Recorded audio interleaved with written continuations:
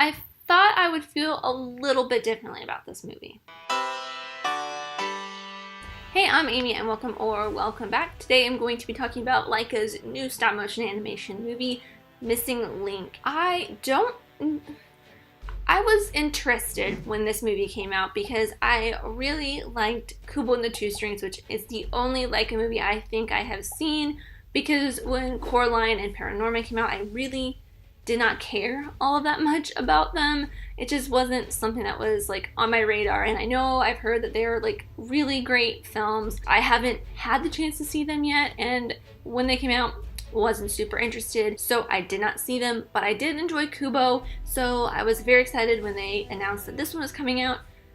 But I was also like, it doesn't look as fun as Kubo. It looked interesting, and it looked like a lot of the jokes that were in the trailer were going to be what was in the movie, and to be quite honest, that's kind of what happened for me. I don't know, I talked to some other people who really enjoyed this movie, but for me, I just couldn't get into it. So I'm going to say some of the things that I liked about it before I get into a tirade of all the things I disliked about it, because I say that very lightly because the good things for me really kind of outweigh some of the bad things about this movie. So first off, the number one thing that I really liked about this is the thing I liked about Kubo is the stop motion animation and the figures. They are beautifully crafted and the stop motion is very well done. So that's what really kept me interested the whole time, was watching the animation and how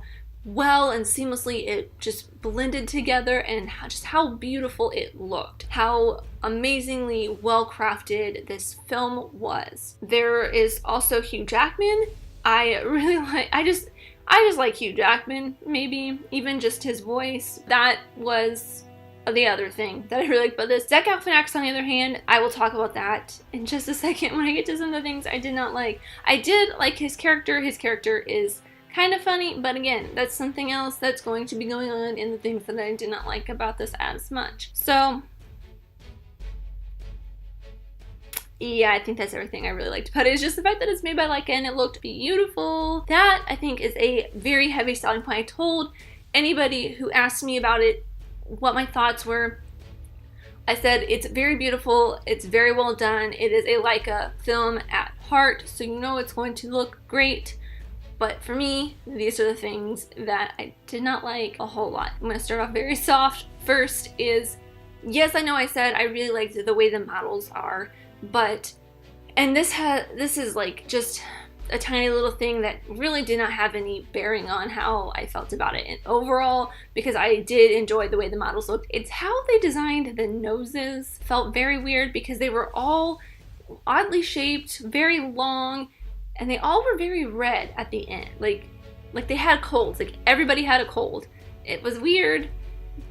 It took me out of the film a little bit at first, but once I got used to it, I kind of just forgot about it and didn't really care that much. Another small nitpicky thing, I'm not exactly sure when this is set, but I think it's during the American Gold Rush, which a lot of the United States had not been fully, like, they hadn't been like parsed out quite yet, I don't think. So they show the map of the United States and you get all of the states in there, so that, it's just like a little nitpicky thing that was like, that's kind of weird, but okay, whatever, I will go with the flow of this movie. Just a tiny little nitpicky thing that, you know, didn't really bother me. It's just something weird. And I know I'm in like the dislikes of this film, but those first two, they're not super dislikes. The big dislikes are coming up. Get ready. The big thing for me was the way that they kind of explained the missing link. Explained Link. And it's not like, I don't think explained him is the right word for that. There are some things that happen with Link. The reason that Hugh Jackman's character Frost finds Link in the first place is because Link wrote him a letter telling him how to find Link. That, first of all, okay, that's cool. This Bigfoot knows how to write, knows how to speak. But when Frost gets to Link, he asks Link how he knows who Frost is, and there's this whole big joke about Link being able to write, and it was just very weird. I wrote it down, but I can't read my handwriting because I can't write in the dark for some... Anyways, it was just this joke that kind of was just... It didn't make sense to me because it was like... Wrote the letter, and he mentions earlier that he wrote the letter, and then Link... Okay, hold on, stop, wait. I think I know what I'm trying to say. So when Frost gets to the clearing where he finds Link, Link holds up the letter and says something about he wrote this. And then later on, Frost asks Link how he knows who he is, and then Link points to the letter and is like, I wrote this, and then Frost is surprised, and I was just like, but you just explained that like 3 minutes ago when Link says that he wrote the letter, or he like, oh, you got my letter. Like, yes, we all knew that. Okay, and then the other thing that I disliked is the jokes.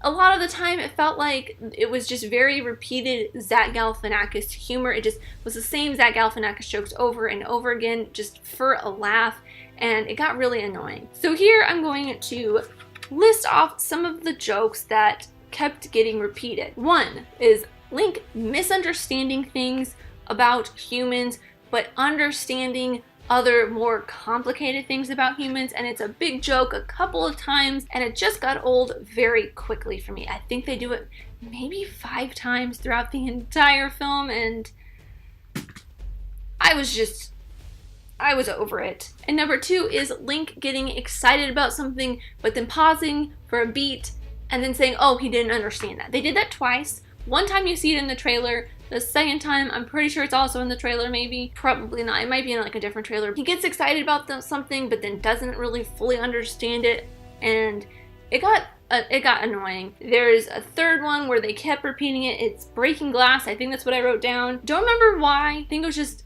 Link breaking things. There's a couple of things I just read through my notes again, and another thing that I really did like was the fact that Zoe Saldana's character, who I can't even remember her name because I feel like they very rarely said it, and it didn't just like sink into me, but her character is a very independent woman, and I really like that they brought that out in a main character in a children's movie, and she was a great character. I really liked her. She definitely kept Frost just, accounted for.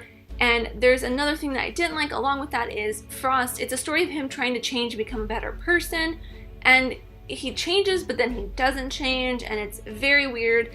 At one point, and this is kind of a spoiler, Link wants to change his name. Like, he wants to give himself a real name, and he changes his name to Susan. So Frost calls him Susan once, but then goes back to calling him Mr. Link, and then at the end, he calls him Mr. Link, but then he also calls him Susan, and it's very confusing. Pick a side. Just pick a name that you want to call this Bigfoot character.